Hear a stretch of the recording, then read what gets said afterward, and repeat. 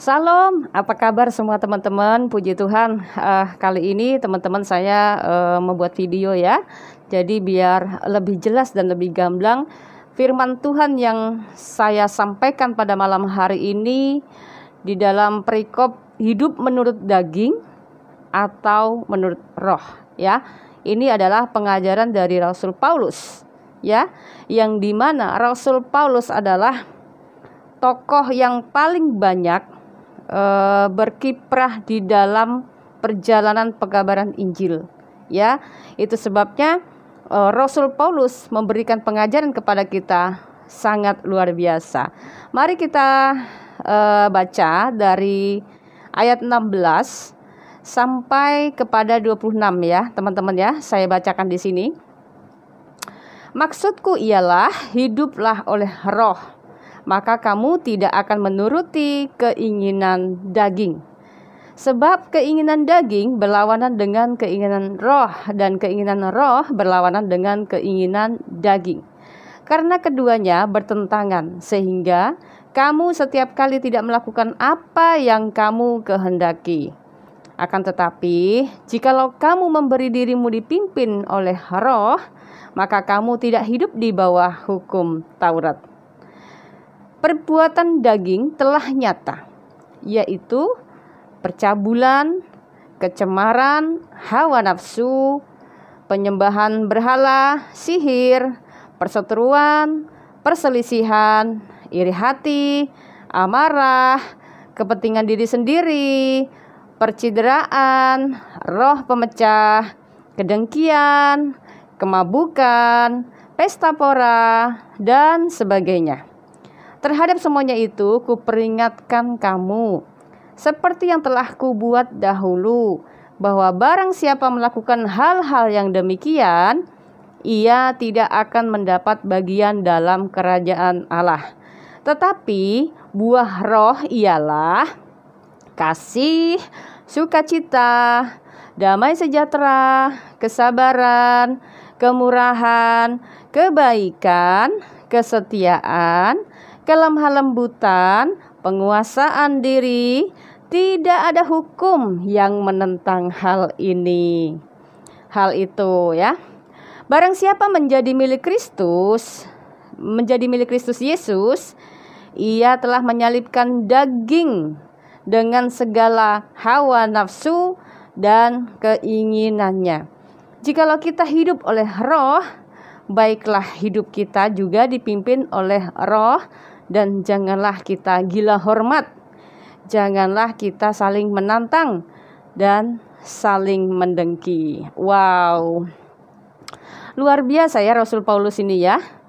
Tokoh yang paling sangat dibenci oleh saudara di luar iman kita, yaitu saudara muslim ya. Langsung aja ya, teman-teman kita muslim ini paling benci. Dan hujatannya terhadap Rasul Paulus sangat luar biasa. Ternyata Rasul Paulus yang dibenci ini mengajarkan begitu banyak hal, teman-teman ya. Ternyata Rasul Paulus, dia tidak menikah, bisa menguasai diri, itu karena dia tidak hidup menurut daging, saudara. Wow, luar biasa ya. Makanya biarlah orang-orang yang menghujat dia ya, itu artinya orang itu sendiri sebenarnya tidak mampu untuk hidup menurut roh seperti Rasul Paulus ya. Orang itu cenderung hidup menurut daging ya. Orang yang hidup menurut kedagingan akan cenderung di Roma 1 ayat 31 sampai 32 Rasul Paulus juga memberikan penjelasan ya.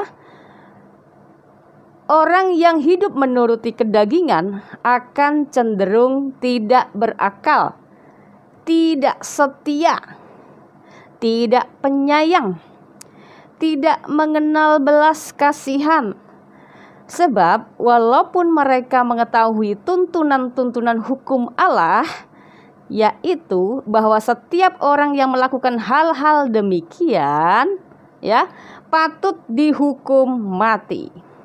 Mereka bukan saja melakukannya sendiri, tetapi mereka juga setuju dengan mereka yang melakukannya. Nah, ini luar biasa ya teman ya. Saya katakan wow, kalau Rasul Paulus saja bisa berbicara begini, bagaimana umat yang membenci dan menghujat Paulus? Atau mungkin iri kali ya bos. Karena tidak sanggup suci seperti Paulus, makanya mulutnya penuh kedengkian. Ya, karena mereka tidak sanggup hidup kudus seperti Rasul Paulus dengan membenarkan si kelakuan keledai liar yang tidak tahu hukum, tapi mengganti hukum dengan seenak jidatnya. 1 Timotius ayat 1 Timotius 1 ayat 7. Orang yang sok jadi pengajar Taurat tapi justru melanggar hukum Taurat. Ya. Apakah manusia macam ini disebut utusan si pembuat hukum? Ya. Nah, kalau begitu mikir aja sendiri ya, teman-teman ya. Bunyinya seperti ini. Mereka itu hendak menjadi pengajar hukum Taurat tanpa mengerti perkataan mereka sendiri dan pokok-pokok yang secara mutlak mereka kemukakan. Ya. Jadi artinya di sini ada orang yang sok mengajarkan hukum-hukum Taurat. Di dalam Taurat kan nggak boleh makan babi, katanya gitu ya. Nah, terus ternyata di dalam kitabnya sendiri mengharamkan makan babi, tapi kalau kepepet boleh. Gimana dong? Nggak jelas, ya kan? Ada hukum yang mengatakan jangan berzina. Tetapi dirinya sendiri suka berzina. Udah dibilangin jangan ada padamu Allah lain dari sekeliling Israel. Sengaja malah sembah Allah batu, ya kan? Jangan berzina. Kawin di sembarang aja. Ya, kata Yesus begini. Tetapi aku berkata kepadamu, setiap orang yang memandang perempuan serta menginginkannya sudah berzina dengan dia di dalam hatinya. Maka jika matamu yang kanan menyesatkan engkau, cungkilah dan buanglah itu. Karena lebih baik bagimu jika satu dari anggota tubuhmu binasa daripada tubuhmu dengan utuh dicampakkan ke dalam neraka. Ini keras loh perkataan Yesus ya. Jadi ini artinya begini. Jangankan kamu kawin lagi, jangankan kamu boleh beristri lagi, ya. Kamu sudah mengingini perempuan di dalam hatimu saja, itu sudah disebut berzina, kata Yesus. Nah, Yesus bilang, daripada matamu, ya, malah bikin kamu dosa, ya, maka ulang-ulang Yesus katakan sunat hati. Makanya kalau cuman sunat jasmani, Anda tidak bisa menyalibkan kedagingan seperti Rasul Paulus ajarkan tadi, ya. Rasul Paulus ini jangan salah loh. Dia dulunya taat dalam hukum Taurat, ya, penganut Taurat yang taat dia ini, gitu, ya. Maka Rasul Paulus disunat 8 hari. Ya, jangan salah. Rasul Paulus itu juga sunat, ya, saudara-saudara ya. Jadi jangan salah, ya. Tetapi yang dimaksudkan di dalam ajaran ini ditekankan untuk orang-orang harus mengalami sunat hati. Jadi hati tidak cenderung untuk melampiaskan kedagingannya, ya. Tadi sudah disebutkan ya, Rasul Paulus sudah memberikan pengajaran bagaimana sih kecenderungan kalau orang lebih condong, ya, mengikuti kedagingan daripada mengikuti roh, ya, seperti itu, ya. Lalu ajaran di dalam Taurat, ya, di dalam Matius 19:18-19 itu dikatakan lagi, kata orang itu kepadanya, Perintah yang mana kata Yesus? Jangan membunuh, jangan berzina, jangan mencuri, jangan mengucapkan saksi dusta. Hormatilah ayahmu dan ibumu, dan kasihilah sesamamu manusia sama seperti dirimu sendiri. Ya, ini hukum yang tidak bisa ditentang, dan ini adalah mutlak ajaran Yesus. Kira-kira bertentangan gak dengan ajaran Paulus tadi? Tidak, bukan? Nah, ya. Dengan melampiaskan nafsumu kepada perempuan lain, itu artinya Anda sudah melanggar hukum kasih. Ya, saudara ya. Jadi, gak usah pakai alasan. Ya, kau mau poligami karena mau mengangkat derajat wanita, itu bohong. Ya enggak? Bantu aja, kenapa? Enggak usah pakai modus, saudara. Ya.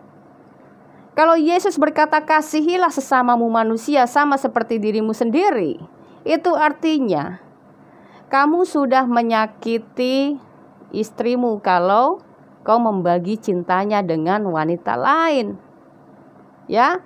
Karena istri ini juga manusia gitu loh. Karena wanita juga manusia. Istri juga manusia. Ya. Jadi menurut orang bebal ya, maksud saya ya. Lebih tepatnya menurut orang bebal ini selalu bilang begini. Gue itu banyak hartanya. Jadi suka-suka saya dong. Aduh, somplak dah. Saudara-saudara. Ya. Saya justru menolong dengan membeli wanita lain selain istri yang pertama. Emang masalah buat antum? Ya. Daripada berzina, jajan di rumah bordir katanya. Ini adalah yang saya bilang tadi, ya, kawan-kawan ya. Alasan berpoligami menghindari percabulan di tempat bordil, tetapi membuat percabulan di dalam rumah sendiri. Ya. Apa bedanya? Bedanya begini. Wanita yang dinikahi itu, atau ya bahasa kasarnya itu yang dibeli itu, boleh dinikmati sendiri gitu ya. Dan bedanya kalau Anda membeli wanita di tempat bordir, ya itu memang bekas banyak orang. Jadi itulah ya. Makanya tadi saya bilang, orang yang hidup menuruti kedagingan akan cenderung tidak berakal, tidak setia, tidak penyayang, tidak mengenal belas kasihan. Wow. Ini Rasul Paulus ini keras banget orangnya ya. Kalau dilihat dari suratnya ini memang Rasul Paulus ini nggak main-main. Ya, ketika dia menyampaikan kebenaran seperti halnya Yesus, jadi tidak ada bertentangan ajaran Yesus dengan Rasul Paulus, saudara. Ya, Yesus mengatakan kalau orang yang hidup menuruti kedagingan akan cenderung tidak punya akal, saudara, tidak berakal. Menurut dia, ya nafsunya harus terlampiaskan, begitu. Ya, makanya saya bilang orang yang hidup menuruti kedagingan akan cenderung tidak setia pada pasangannya. Ya. Dan orang yang hidup menuruti kedagingan tidak bisa menjadi penyayang. Ya, saudara ya. Dan orang yang hidup menuruti kedagingan tidak mempunyai belas kasihan. Ya. Sekarang gini aja. Di dalam ajaran Islam itu kita boleh menikah lagi kalau pertama punya harta banyak, kedua kalau istri sudah tidak bisa melayani dan sudah tidak memuaskan lagi, kalau walaupun istrinya mengatakan sangat sakit hati dan bahkan membutuhkan waktu untuk bisa menerima semua ini. Ya, ini artinya tidak berbelas kasihan. Ya. katanya bilang, oh enggak, kalau ajaran di sana itu ya, kalau istri memperbolehkan, katanya, memperbolehkan baru menikah. Enggak sesuai fakta, saudara, ya, tidak sesuai fakta. Kalau Anda bilang begini, bagaimana dengan Nabi Anda? Nabi Anda sudah jelas-jelas menikah lebih dari 10 wanita. Ya. Apa yang Anda pikirkan? Apakah Anda mau bilang Nabi gitu loh, sawat gitu loh? Ya. Jadi artinya kalau Nabi Anda sudah memberikan teladan seperti ini, lalu Anda merasa bahwa kalau istri mengizinkan baru boleh. Saya kasih tahu ya saudara-saudara ya, kalau ini bukan ajaran atau wanita itu didoktrin bahwa poligami adalah sunnah Rasul, ya, bahwa poligami adalah bisa dikatakan salah satu itu hukum sunnah yang dilakukan baik, gak dilakukan gak apa-apa, katanya gitu kan. Tetapi ingat saudara, Nabi Anda sudah memberikan teladan seperti itu. Kalau Anda tidak mungkin merasa nuraninya, gak mungkin saya mengasihi istri saya menyayangi istri saya misalkan, berarti Anda lebih suci dari Nabi Anda. Ya, sekarang mikir saja alasannya. Apa alasannya Muhammad Nabi Anda menikah lebih dari 10 wanita? Karena dia Nabi pertama. Kedua, karena di situ banyak wanita yang selalu dilecehkan. Banyak anak-anak yang dilecehkan. Banyak janda. Banyak apa lagi katanya? Banyak wanita lebih banyak daripada perempuan, katanya gitu. Ya. Seharusnya sebagai nabi, kalau memang banyak janda, kalau memang di situ banyak pemerkosaan, ya, artinya banyak orang yang selalu mengintimidasi wanita atau anak-anak, ya, pergunakan wewenang Anda sebagai nabi untuk menyelesaikan masalah ini. Menyelesaikan masalah ini maksudnya memberhentikan. Apakah dengan wanita-wanita yang Anda nikahi lalu tidak ada wanita lain yang menderita? Coba bayangkan saudara. Apakah dengan 10 atau 13 wanita yang Anda nikahi, bagaimana dengan wanita-wanita di luar sana? Wanita-wanita di luar yang mengalami ya kekerasan, yang mereka juga janda, bahkan janda tua, ya, bagaimana? Nah, artinya Anda tidak memberi solusi di sini, gagal memberi solusi, saudara, ya. Di luar banyak janda, di luar banyak kekerasan, di luar banyak yang mengalami penganiayaan, Anda hanya menikahi beberapa orang, itu pun juga gagal, ya. Jadi udahlah, gak usah membenarkan kelakuan yang penuh kedagingan, ya. Apapun itu di dalam kekristenan itu dikatakan bukanlah ajaran Yesus, ya. Kalau misalnya Anda mau menolong wanita, menolong anak-anak bukan berarti harus dinikahin, ya saudara. Kalau misalkan ada anak-anak, ya nggak mungkin lah, saya rasa anak-anak cuman Aisyah doang, ya kan. Pasti banyak anak-anak yang lain yang mengalami sengsara. Ya, kenapa cuman Aisyah doang yang dinikahi? Ini pertanyaannya. Apapun pembelaan Anda, ya, ajarannya tidak lebih sempurna dari yang diajarkan Rasul Paulus, saudara. Wow. Jadi sekarang kita lebih tahu ya, apa alasannya kalian semua dan teman-teman muslim lebih cenderung menghujat Rasul Paulus. Ternyata apa yang diajarkannya bertentangan dengan kelakuan Nabi Anda. Jadi mulai sekarang ya, kita umat Kristen sangat berterima kasih justru karena dengan hujatan-hujatan kalian kepada Rasul Paulus ya, itu menggambarkan ada hal yang tidak mampu yang kalian lihat dari Rasul Paulus. Ya, luar biasa sekali Rasul Paulus ini. Dari seorang pembunuh, dari seorang yang menganiaya jemaat atau pengikut Kristus, ditarik Tuhan menjadi orang yang percaya, bahkan martir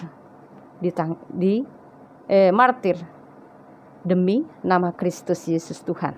Wow. Oke, mungkin cukup jelas ya teman-teman. Jadi kali ini episode tentang tema yang membicarakan tentang hidup yang penuh kedagingan atau penuh dengan roh. Bisa dibedakan ya teman-teman ya. Kata Yesus, dari buahnya lah engkau akan mengetahuinya. Oke, salam, sampai jumpa dan terima kasih. Salam.